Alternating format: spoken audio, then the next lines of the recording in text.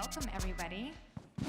This is the panel on, I forget what the full title is, we don't have it behind me right now, but panel on policy and how policymakers and government have a role to play in making our tech industry more diverse. My name's Anna. I'm with an organization called Engine, and we're a nonprofit that does policy advocacy to support the startup community. So we think about how policy areas across a number of different issues, from capital access to broadband policy to education, how these policies can support startups across the United States. So today I'm joined by several people who are all working at different levels of government or with government to think about how government can be a partner to industry and bring more people into the tech community. So first I'll do a quick introductions and then we'll get into things. So to my right here, I have Lisa Galopter. Did I say this right? Galopter. Galopter, almost. And she is the Chief Digital Service Officer at the U.S. Department of Education and was formerly head of digital and a vice president at BET. And then to her right is Michael Preston. He is the executive director of CSNYC and was formerly with the New York City's Department of Education. To his right is Ruth Farmer. She is the Senior Policy Advisor for Tech Inclusion, quite a title at the White House, or at the White House's Office of Science and Technology Policy, and was formerly with the National Center for Women in IT. And then to her right is Kristen Titus, who is the founding executive director of the New York City's Tech Talent Pipeline, and before that was with Women Who Code? Girls Who Code. Girls Who Code, great, great. So first I want to start things off with, in this conversation about the tech community, we often think about companies, about the big players in the private sector who are playing a role. But obviously government has a purpose, and I want to ask you guys first, why does government employ you if you have a job? Why do taxpayers pay to have somebody in your position? Or if you're not employed by government, why do you work with government? So we'll start with Lisa. Why do taxpayers pay to have me have a job? Yes. It's a great question. Without going into what U.S. Digital Service is?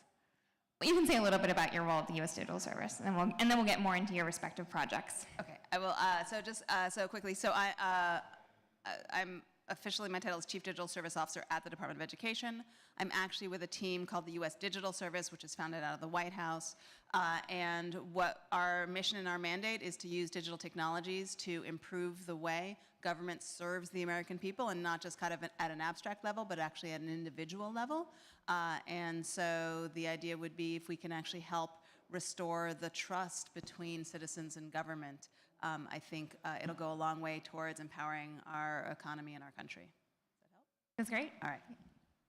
I'm no longer working in government, but when I did, which was only a couple of years ago, I had a role of bringing digital programming to an office inside the New York City Department of Education that served students in high school and beyond. And so we, while I was there, we created several new programs, including new blended and personalized learning programs for schools serving off-track youth who were a couple of years behind in their credits, a school redesign program around assessment and instruction, and a computer science program getting middle and high schools to offer a comprehensive multi-year sequence of computer science, which has now expanded greatly in the citywide Computer Science for All initiative. So these were funded programs where we went out and raised money to do new things that we were not already providing as part of government, but we believed were very important to pilot. A pilot in the New York City school system might be 70 schools, larger than almost every other school district in the country, but you have to try things in a diversity of schools and get proof points before you can go out there and say that we're going to do this everywhere. Hi, so I would first start by saying, like, I'm new to government. I've been there about a month and a half, and I am really impressed with the quality of people that are there. And Lisa's part of this incredible digital service initiative to really up the level of innovation within the entire government. And it's really an exciting time to be there. My role is at the Office of Science and Technology Policy, which directly advises the president on all things related to science. So there's people on my team that are working on regulations around space travel to Mars, and I'm particularly focused on the Computer Science for All initiative. So this is a critical part of economic development. It's a critical part of our innovation economy, and so that's why in the Office of Science and Technology Policy, we are working with both government and the public and private sector to get lots of momentum around this topic. Hi, everyone. I'm so glad to be here, and I am so glad that all these seats are almost full.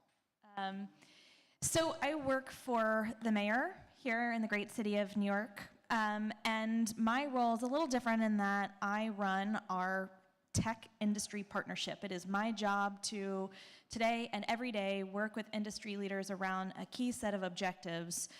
One, how we equip a training and education landscape here in New York City to deliver people into tech jobs, what we know are the fastest growing and highest paying jobs here in New York City.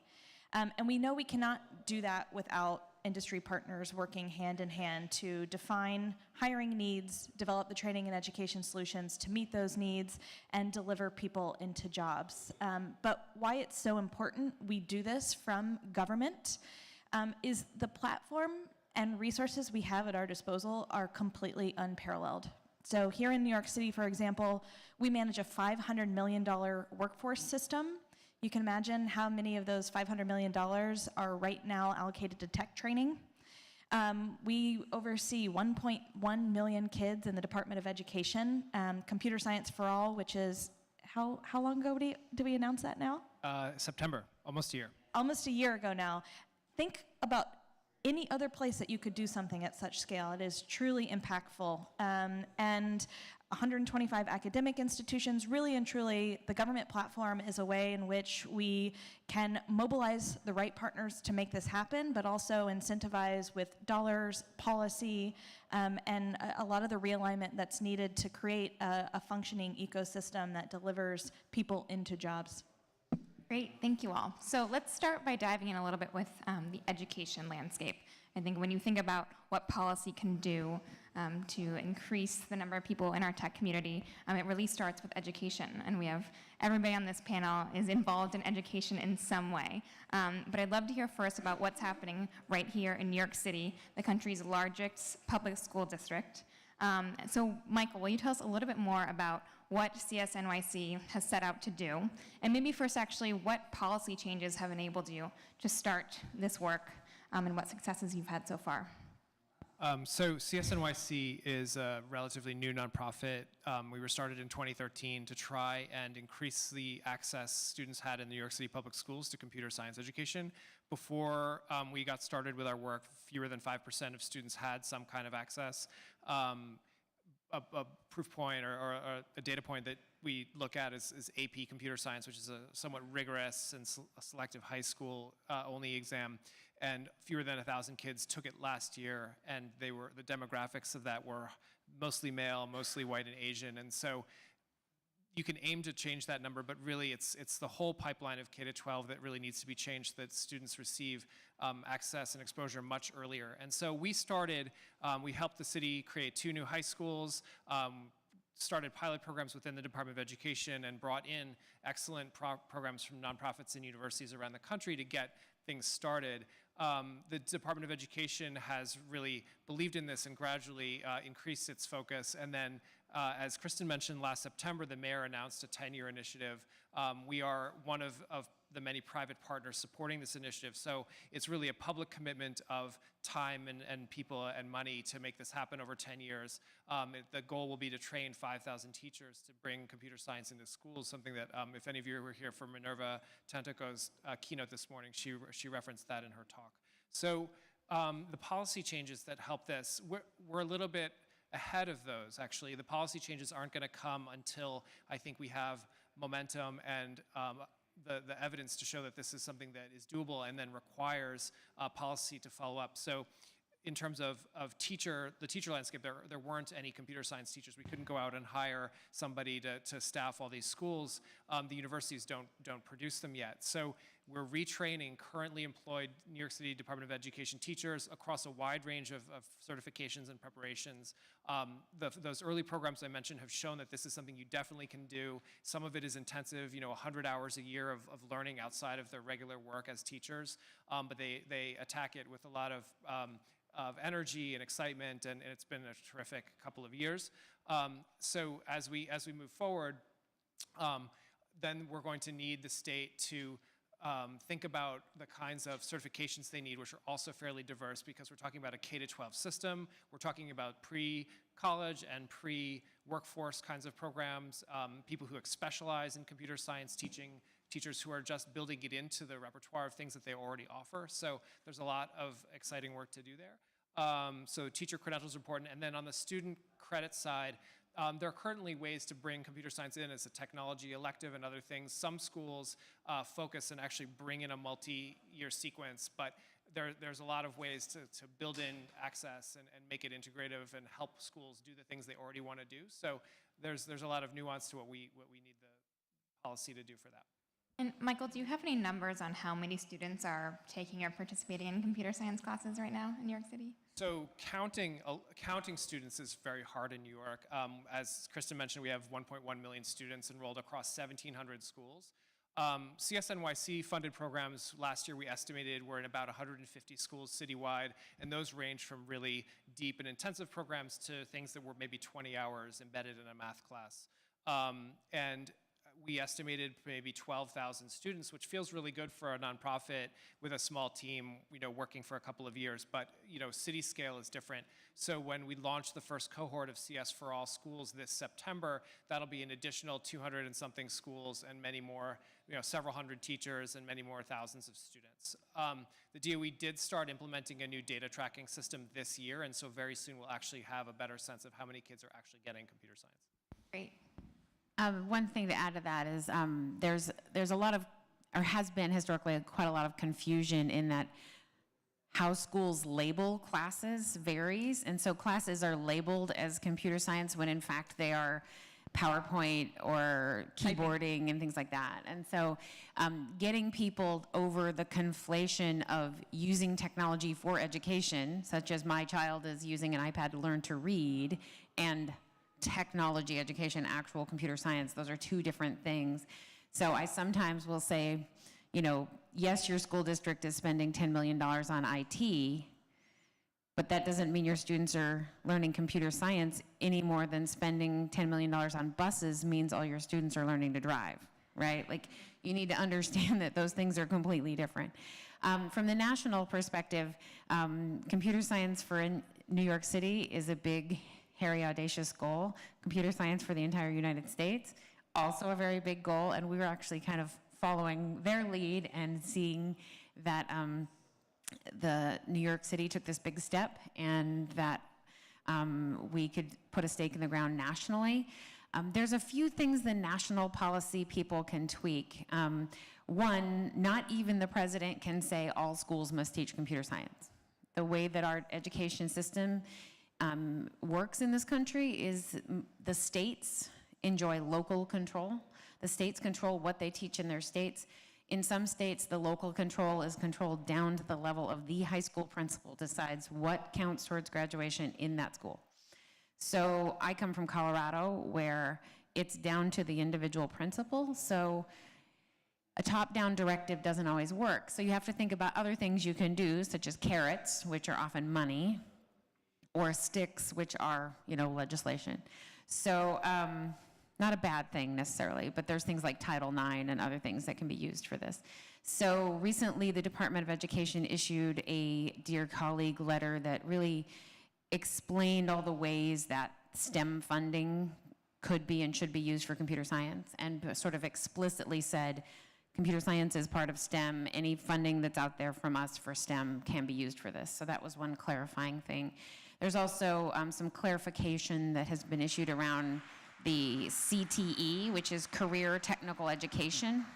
And Career Technical Education is often like a voc ed track versus the AP pre-college track. And so making some clarifications about which teachers can teach which courses and what that looks like from a national perspective. So from a policy place. That's been happening, as well as some guidance has come out from the Department of Education on the Title IX rules and imperatives around inclusion of girls in career technical education programs in tech. So oftentimes you'll see a school that's a career tech ed school that has a tech track and also like medical assisting and some other career fields that are more female dominant, and you'll see the school may be 50% girls, but the girls are in all the pre-nursing and medical assisting and dental assisting, and the boys are in the tech tracks. So they've sent out some clarifications on that. The other thing that we can do, at least from the White House, is we can elevate things, and I'm excited about what a enormous public-private partnership this is becoming, that there are nonprofits all over the country supporting kids in and out of school. There are companies stepping up with programs, funding, opportunities, internships, as well as states and cities stepping up to implement computer science. Arkansas has made a commitment to computer science for all students in their schools. City of Chicago, City of New York, the state of Rhode Island. So we're starting to see a lot of movement, and the best thing that we can do from the White House is encourage and elevate and get out of the way. So the fact that President Obama announced he wanted every student in the United States to have access to computer science education, I think he made that proposal in January, was a huge, really exciting statement. But of course, it doesn't mean it can happen unless Congress gives the president the budget to do that, and all these other things happen at the state levels. But it's really important in terms of a symbolic effort. Yeah, the budget issue is obviously not in the hands of the president. The president can make a budget request, but it's really up to Congress. So there is a bill on the floor right now for $250 million for computer science education funding, and that's up to the members of Congress to approve that funding, and it's all part of the budget negotiation, which we're watching with interest. Vote. Go ahead, If I Kristen. may, two examples as to how policy affects this type of work, and especially so here in New York City. If you are to look at what are called SOC codes, codes that the federal government uses to classify what jobs you have and make projections as to where growth in what sectors will be. I often do a talk for CTOs and CEOs and put those codes on the screen here, and the room erupts in either laughter or crying. They are incredibly outdated, which in many ways is fine and to be expected, but what that means is a lot of policy decisions are made based on that. And especially in the work that we're doing, training and education are directly aligned with where we expect there to be job growth. So, what was an IT help desk job 15 years ago does not necessarily exist, and it certainly does not exist in the same form, and is certainly not the same code. But in fact, those are where federal dollars, that $500 million workforce system I mentioned, are being allocated. Similarly, to meet this need, many of you know, have heard of, or been part of accelerated training programs, boot camps, and the like. A very new field, and a very new field that policy directly affects. I'll give you just one example. For many of these entities, they must be licensed, right? To be able to deliver anything that's any type of education to you and charge you for it, they must be licensed, and that happens at the state level in many ways. But they are licensed by one board at the state that probably does not have a lot of experience understanding what makes a credible computer science accelerated training program for software engineers. And the same requirements that exist for those boot camps are the same requirements that exist if you are opening up a dog grooming shop, or if you are a masseuse. Is the same level of scrutiny, the same training, and the same regulations. That's not going to work. And all these things have to be changing and evolving and constantly reacting to what we're seeing in the space. And only when we get the policy pieces right can we do this work at the scale that's needed to meet market demand in the coming years. And the tech talent pipeline is starting to do a lot of that work. So as we sort of move up the pipeline, I'd love for you to tell us about an example of work you're doing at the university level to change sort of the career training and skills training for university students here in New York. Sure. So if you think of the pipeline as K-12, we've got computer science for all done, huge coup. The next piece of the puzzle is both academic institutions, 2- and 4-year institutions, and accelerated training programs and other training providers. What's really interesting is both what is being done at academic institutions throughout New York City, of which there are over 125. And what's really exciting is the opportunity, the same level of opportunity at those 2- and 4-year colleges. 4-year colleges plug into an already existing framework. They have access to funding models like Pell Grants and can reach unlimited amounts of individuals in the way that we think is really beneficial. The challenge is that we have faculty that are under-resourced, understaffed, many of whom have never worked in industry, and many of whom don't know what those 2016 requirements for software engineers are. And in many ways, they're teaching very academic subjects, not applied learning that can equip an individual to leave a university here in New York City and get a job at a tech company or anyone employing tech talent. What we did is bring together college presidents from the top universities here in New York City. And we have 15 college presidents, provosts, and leaders at each of these institutions on what we're calling our Tech Talent Pipeline Academic Council.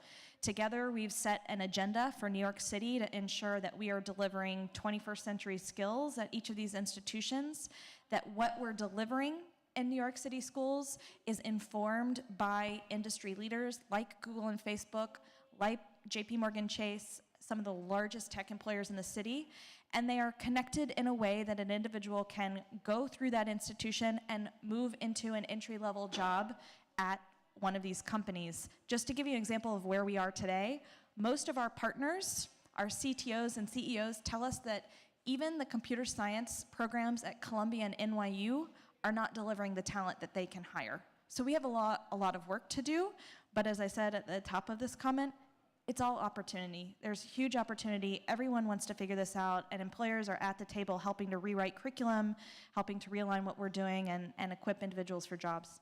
Great, thanks, Kristen. I want to shift a little bit and talk more about the U.S. Digital Service, which some of you may have gotten a preview of in the previous panel out there. So in your work at the U.S. Digital Service, one thing I'm hoping you can expand on a bit is the fact that we've been talking about, and we know that more diverse teams build better businesses, they build better products. But what does this mean when it comes to government services? And can you tell us a little bit about one of the projects that you've worked on in your time there? Sure, thanks. So I'm actually a technologist. I'm a black woman with a degree in computer science. Woohoo! Yeah, exactly. Apparently makes me a unicorn, so yes. But it is, I'm a technologist. I'm not a policy person. I have spent most of the bulk of my career in the private sector, not the bulk of it, all of it, up until I came to work for government. So I used to run digital for BET. I helped launch Hulu. Like, I'm straight up private sector. And so one of the things that's really interesting to me as we talk about kind of what government can do, it's also changing government from the inside. And so the U.S. Digital Service is a group of for the most part, technologists who've come from the private sector, who've come in to kind of help see what we can do and what we can change and how we can help government become better and actually make impact and influence from within. And then also the stuff that we work on has direct implications kind of to the American people. So the U.S. Digital Service, I talked a little bit about what the mandate is. How we pick our projects is we work on things that are going to have the biggest impact on the largest number of people. And so we are at a number of different agencies. We started out where people were literally dying for want of services. So we started out at healthcare. We're at Veterans Administration. And it's not a far leap to understand why we're also at immigration. We're at education. And I'm the lead at education. And so we're basically small groups that kind of parachute in and partner with the agencies. And the same thing that Ruth said, which is like the folks at the agencies are really, the reason they get up every single day and put one foot in front of the other is because they want to make the world a better place in my particular agency for students. And it's really remarkable to partner with them and actually try to move the policies forward and actually execute. It's basically trying to look at the mission critical policies and work the agencies tries to do and see if we can figure out new ways to navigate that and make them happen. So it really is, it's kind of the boots on the ground execution of the stuff that a lot of people up here are talking about. So one example when I first joined was a project called College Scorecard. And that was, so for those of you who don't know, a college degree is the surest path to the middle class. There are studies that show that basically a college degree from a four-year institution is worth $1 million more over the course of your lifetime than if you just have a high school diploma.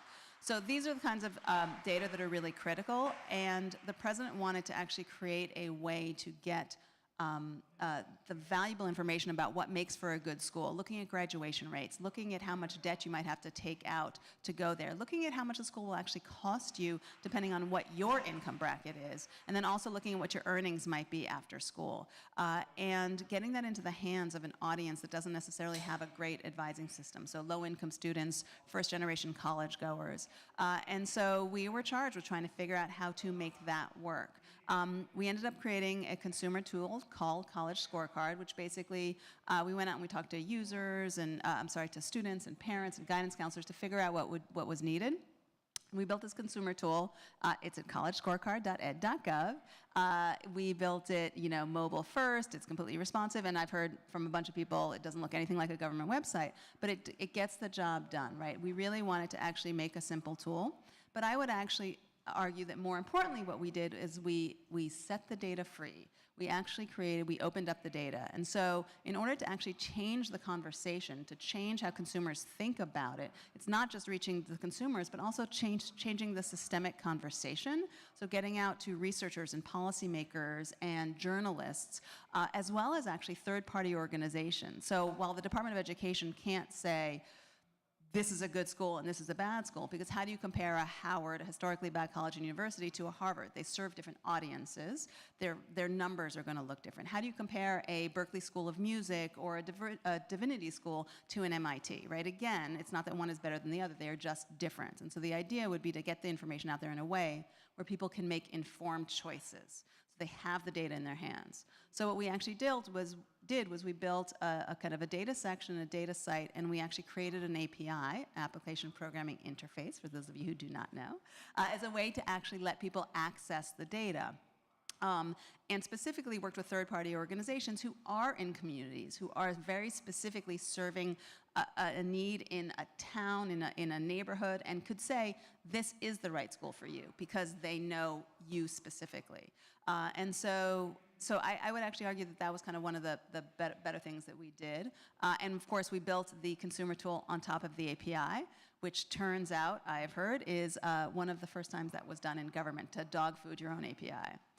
So and all you did that fairly quickly, right? Yeah. That's the other amazing part of the story, a government service that happened really fast. Right, and this is like, it's real. We can really do this stuff and get it done. We kicked off development of that on June 18th, and we launched September 12th. So in under 3 months, which, not for nothing, even in the private sector, would not be so bad. Yeah, that's really remarkable. So on that, I think government is often criticized for being very slow, very bureaucratic. Policy changes take a lot of time to take effect. So sort of in a rapid fire round, give me an example you've seen recently of positive change, something that you'd be able to point to and say, yes, this worked, this is a sign of progress. Well, I think the president's call for computer science for all just really catalyzed a whole bunch of people and a whole bunch of movement. And you may have seen, like, Amazon dropped a program last week. Apple dropped a program with Swift training for kids 2 weeks ago. Like, there's so much momentum now because the president stood up and said, this is important for our country, and people listened. And that's just super exciting. And I have to reiterate with Lisa saying, there's some cool stuff happening. Like, innovation is happening, and the scale at which you can innovate with the resources that the federal government has, or even the government of New York State, it's pretty impressive. And you can have a big effect on a lot of people very quickly. It's pretty exciting. I'll go quickly. The tech talent pipeline went to the White House very early on, before we even talked public about our work, presented our strategy, and born of that are 50-plus communities as part of the president's new Tech Hire initiative, if any of you have heard about this. the most exciting and big win there is that not only is the ripple effect through CS for All starting in New York and now the president's call to action so important to mobilize communities around this work and replicate the good models that we have in hand, there's also money that comes with it. So with the Tech Hire launch, we unlocked $100 million that are now going to dozens upon dozens of communities across the country to help individual people. That is real, substantive, fast change. I know this is about speed, but I always like to think of overnight sensations 10 years in the making. And the CS for All in New York City did come together extremely quickly. We started talking about it last spring when the mayor's office became keenly interested in doing a For All initiative for computer science. And frankly, it was like lightning speed inside of government. He announced last September, and we had a team, or the DOE had a team in place in January, and we had 300 teachers in classrooms in April over spring break. So that to me is for a foot race, that's Olympic style speed. And and like I said earlier, we'll have more than 200 schools introducing computer science in their classrooms this fall. And my quick one is, this is one of the most diverse teams that I have ever worked with. So this is a group of technologists who are specifically, we have 50% women. There is a diversity in race and ethnicity, and that makes a huge difference in terms of actually building better products, which I think everybody in the room knows. So I see that as a huge win and setting the example of that it can be done and how it can be done. Can I add one? All of us have been working on this for a very long time. We've known each other for a long time, and I can tell you that this conversation here today with you in the audience would not have happened 5 years ago. Nobody was talking about tech and diversity and inclusion in the way they are now. There's a lot of people who to credit for that, but this is fast, rapid change, and you guys are part of that story. Yeah, I would just reiterate what Michael and Kristen have said, that I've been at this since 2001, and specifically working with some of the folks on Michael's team and others 2008, 2006. So there's been a slow burn for a long time building a big foundation, and then it has exploded, and it is all over the place. And there's nothing better than seeing other people come up and tell you about something that they're super excited about that you've been working on and they don't even know you. So that's kind of exciting. So tell me what other ideas or proposals you all have seen or heard of from the policy side of things that you think can make an impact on addressing the lack of diversity in technology, whether it's education related or not. It can be related to capital access or broadband. What are the other big ideas out there that are actually coming from government or that government can do? So access to broadband is critical, absolutely critical. And one key factor that I keep hammering on is the fact that a very large percentage of low-income kids access the internet on mobile devices, often not smartphones, with pay-as-you-go data. So we can create all the online experiences in the world, but if the kid does not have a device, and even if the kid doesn't have singular access to that device, if they're sharing that device and that data with a family or others, they can't do the same level of digging in that other kids can. So there are big national initiatives underway, Connect Home, Connect All, and Everyone On, and a number of initiatives coming out to get more people broadband, because the homework gap for low-income kids, when they can't go home and do their homework because they don't have access to the internet, is really, really critical. And you can say go to the library, but if you've got to watch your siblings, if you've got to be home by a certain time, but if it's not safe for you to transport yourself to and from the library, or the library closes. And I have a girlfriend who's a librarian here in New York, and she had just posted about the fact that they have a 30-minute limit on computer usage. Who does 30 minutes of homework, right? So like think about that piece. So the broadband access piece is really critical. Other ideas, solutions you've heard? There's a new program. This is getting super wonky, so I apologize. These are the things that we nerd out about always. There's a program that the federal government launched called Equip that is designed to ensure there's equity of access to these career pathways that I can assure you are absolutely critical. EQUIP is a pilot program designed to connect accelerated training programs with academic institutions to address the accreditation piece that I mentioned before that is a massive hurdle. What this means is that you can use a Pell Grant. The money that you can get from the federal government to go to college can now be used for accelerated training programs and boot camps to get a job. That is a very big deal. It's in pilot stage, but we're getting there. And the fact that we're taking steps toward that goal means that there are hundreds of millions of dollars that can be unlocked for everyone. Again, equity of access is so critical here. I'll stay on the teacher theme. I mentioned earlier that our CS for All program is going to be training 5,000 teachers, and these are current, we call it in service. They're already employed and working in schools, so it's a retraining and redirecting.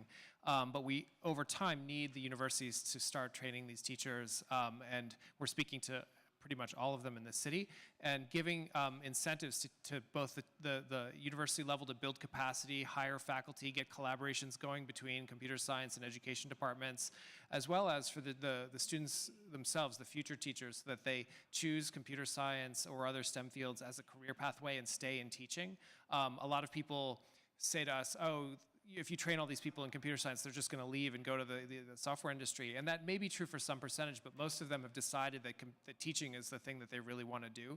And so building recognition that a valid STEM career pathway is in the classroom and in front of the K-12 kids across the city, and finding incentives to make their tuition less, do loan forgiveness after they go into the workforce and stay there for a while are ideas we'd love to see happen. All the things they just said. Great. And for the entrepreneurs in the audience, two other policy things I wanted to mention that we've seen happen recently. One was the Jobs Act, which enabled equity crowdfunding, which could change the landscape of VC funding. So that was a big deal that the government did. And now there's talks too in, I think, Hillary Clinton's proposal that she released just earlier this week about how to support the technology and startup community. One of the ideas that she had, and I think it's not her idea, it came from industry, was student debt deferral, repayment deferral for would-be or potential entrepreneurs.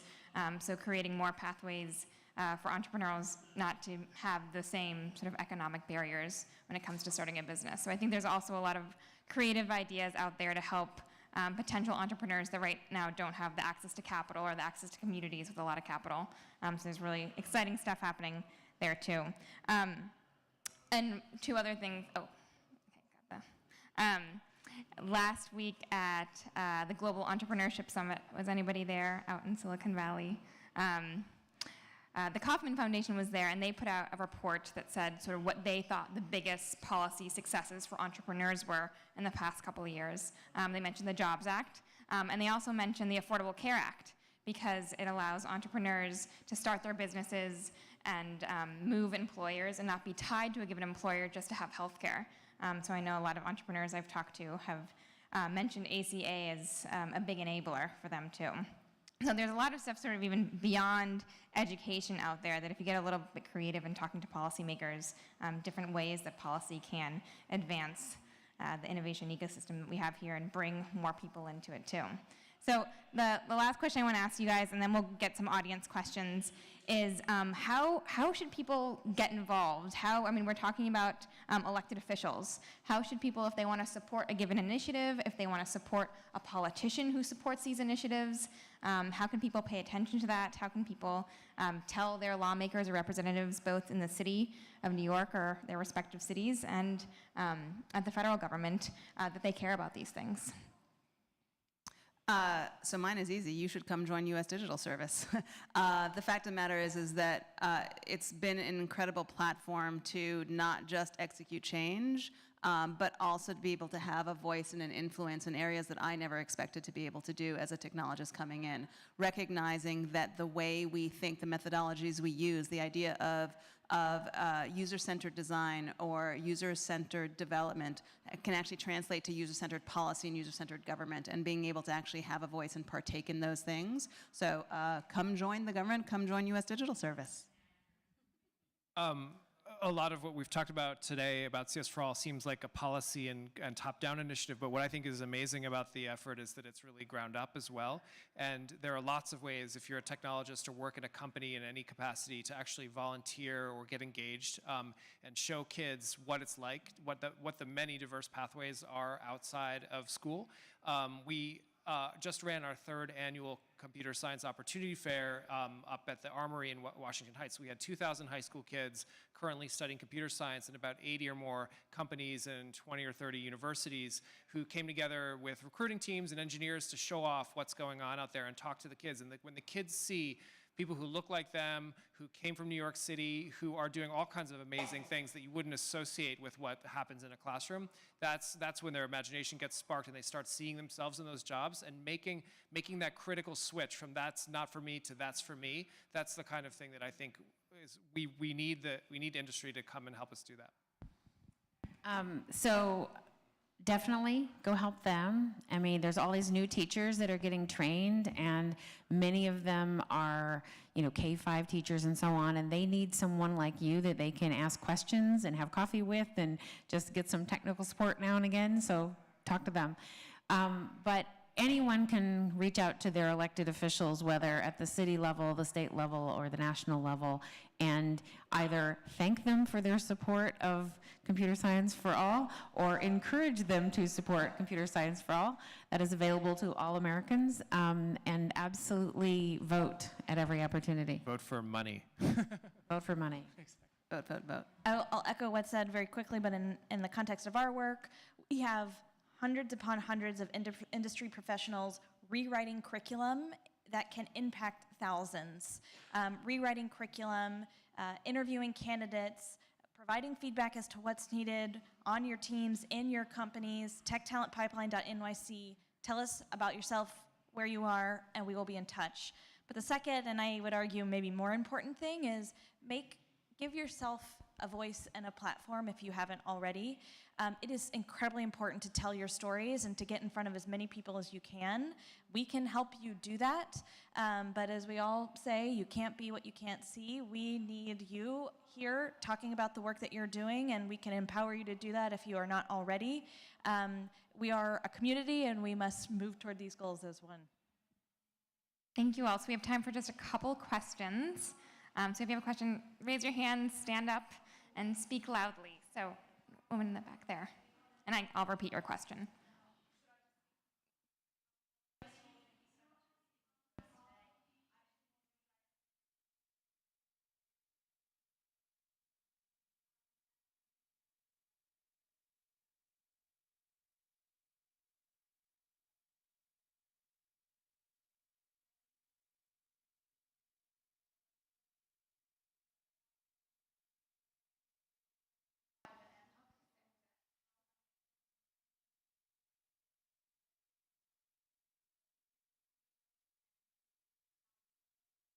So the question was about what should regulatory measures and policies look like on, I guess, the internet, and maybe how far they should go to encourage a diversity of conversation or to protect people's rights, maybe? Is that what you were getting at?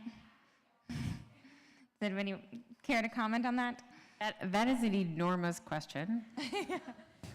And no, I have no comment on that. Do you have a comment on that? That is the subject of 15 panels, I think.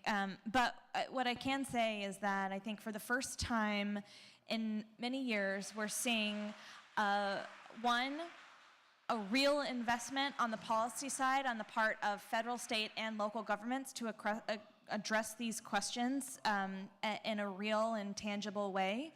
And two, we're also seeing employers, for the first time ever, see, understand, and invest in their relationships and policy conversations that can address these questions and move us all forward. We need the community's voice in that, but the infrastructure is now built and exists to do just that in a way that it didn't years ago.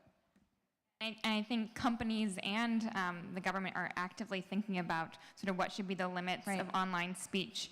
And you all, as users of the internet, as citizens of the internet, can be and should be part of that conversation. To going back to what we were saying about participating, if there's ever an opportunity to say something about that to your lawmakers, let them know what you think.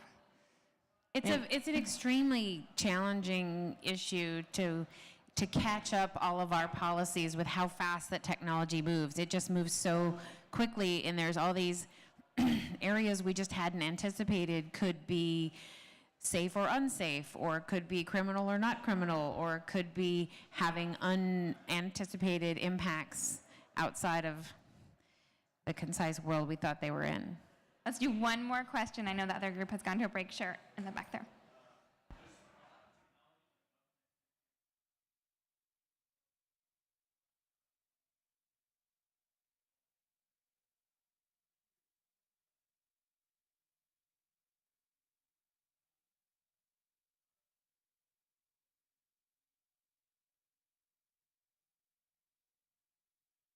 Great. So the question was, have you seen any GovTech or civic tech startups that have been really successful or break into the tech industry and accomplished what they've set out to do and aren't just cool civic tech? One example I saw recently out of Civic Hall was a group called Benefit Kitchen that uses public APIs and public data to help match people with federal benefits that they're eligible for. So they provide a really clean, user-friendly interface for people to go in and basically fill out the data that you would put into a tax return and then get matched to appropriate benefits that they might not know about or haven't been using. So there's a startup that was founded by one of my former students called Honey Insured that uses the healthcare.gov data and helps people, using data science, helps people sign up for the Affordable Care Act in under 5 minutes. And I think they're in like 7 states now. They're Teal Fellows. They've done quite well. Vote.gov has done incredible work in getting lots more people, and that's an internal to the government initiative to get more people registered to vote and to slim that down. And there's a lot of things happening that I can't tell you about yet, but there's some really cool stuff happening with open data. We just, a couple weeks ago, had a really great hackathon on the foster care system to figure out how to unlock that data and use that data to be better at caring for these vulnerable children as a country. And so there's some really exciting things happening with the open government, open data initiatives. And I'm just going to jump on that real quick, and then just to build on that. So yeah, so there's an executive order the president passed that around open data that basically all data has to by default be open, and so that is actually enabling, I think, a lot of folks that aren't in government to be able to use that data and do really good things with it. And the only other one I want to do is a plug for Code for America, which is an independent organization that has had tremendous success in terms of actually getting into local governments and helping make change. Last one. I would look at the Big Apps competition that the city runs every year. Tons of really great startups are invested in and come out of that process. But I would say that the Internet of Things has really unlocked a world of opportunity that is transforming the way that government works and the way that we help better serve our people. New York just installed smart benches. I mean, there are a long list of new and interesting things that we are embracing in a world in which you think government is slow. We're ahead of the curve. Great. If you'll join me on thanking our fantastic panel today.